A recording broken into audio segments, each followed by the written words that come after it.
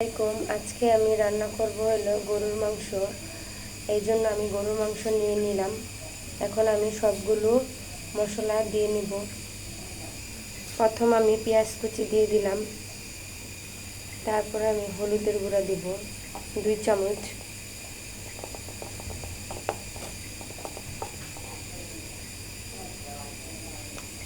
তারপর আমি মরিচের গুঁড়া দেব,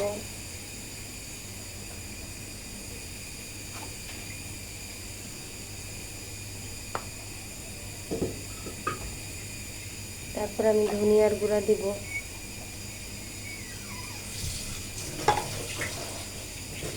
স্বাদ মতন লবণ দেব।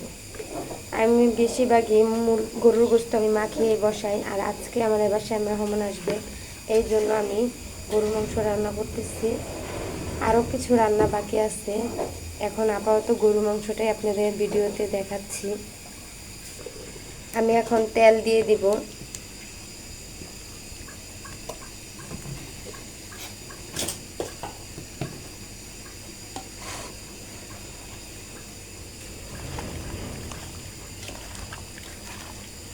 গরুর মাংসটা আমি মাখিয়ে নিচ্ছি।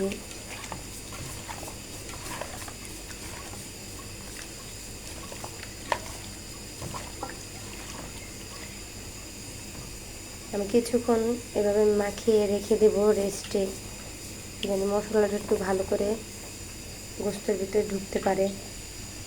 এখানে আমি মাছ নিয়ে নিয়েছি, রুই মাছ। আজকে আমি রুই মাছ দিয়ে দই দিয়ে রান্না করব, দই রুই কাতলা রান্না করব। এখন আপনারা ভিডিওটা দেখে থাকেন আমি কিভাবে রান্না করি। রান্না হয়েছে হলো খিচুড়ি। এখানে খিচুড়ি রান্না করে নিয়েছি, আমরা সবাই মিলে খাবো। আমার বড় বোন রান্না করেছে, আমি তখন ভিডিওটা অন করতে মনে ছিল না, এই জন্য করতে পারিনি। এখন রান্নার শেষে একটু দেখিয়ে দিলাম। আমরা এখন খিচুড়ি খাবো, আর দুপুরের জন্য তো অনেক আয়োজন, যেহেতু মেহমান আসবে।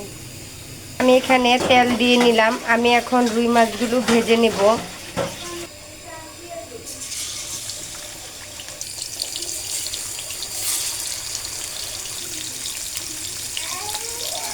এই যে দেখেন, আমি মাছগুলো হালকা একটু ভেজে নিয়েছি। এখন আমি এখানে পেঁয়াজ বেটে নিয়েছি, আদা রসুন, টক দই, আমি এগুলো দিয়ে এখন রান্না করব। এখানে কড়াই বসিয়ে দিয়েছি, মাছের কড়াইটায়, মাছ যে কড়াইতে ভেজেছি সেই কড়াইতেই আমি মাছের রান্নাটা করে নেব। আমি এখানে পেঁয়াজগুলো দিয়ে দিলাম। পেঁয়াজটা হালকা একটু ভেজে নেব, যেহেতু বাটা পেঁয়াজ না হলে গন্ধ, পেঁয়াজটা হালকা একটু ভেজে না নিলে কাঁচা কাঁচা গন্ধ বলবে। যদি পেঁয়াজটা ভেজে না নিই তাহলে কাঁচা একটা গন্ধ আসবে, এই জন্য আমি পেঁয়াজটা ভেজে নেব।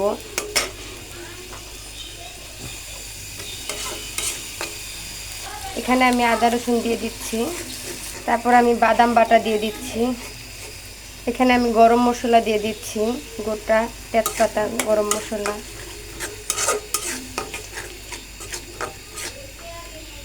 এলাচ, এগুলো দিয়ে নিলাম। যখন নাকি ভালো করে ভাজা ভাজা হয়ে যাবে তখন চারিদিকটা তেল ভাসবে, তখন আমি একটু কষিয়ে নেব। এখানে আমি মাছগুলো দিয়ে নেব। আমার মশলাটা কষানো হয়ে গেছে। এখানে আমি টক দইও দিয়ে দিব, ফেটানো টক দই।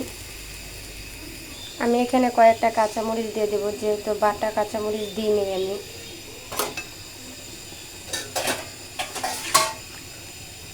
এখানে যদি কারো মনে চায় নামানোর সময় একটু ঘি দিয়ে নেবে তাহলে নিতে পারে। আমার কাছে ঘি নাই, এই জন্য আমি ঘিটা দিলাম না। এখন ঝোলটা যদি ভালো করে ফুটে আসে তার কিছুক্ষণ পরেই আমি নামিয়ে নেব। আমার রান্নাটা কমপ্লিট হয়ে গেছে, এখন আমি নামিয়ে নেব। এখানে যে আমি গরুর মাংস বসাইছি, আমি তাড়াতাড়ি সিদ্ধ হওয়ার জন্য টক দই আর বাদাম বাটা দিয়েছিলাম, ওইটা দেখাইতে মনে ছিল না, এই জন্য দেখাইনি। আমি গরুর মাংসটা বসিয়ে দিয়েছি। আমার রান্না কমপ্লিট হয়ে গেছে, এখন আমি নামিয়ে নিলাম।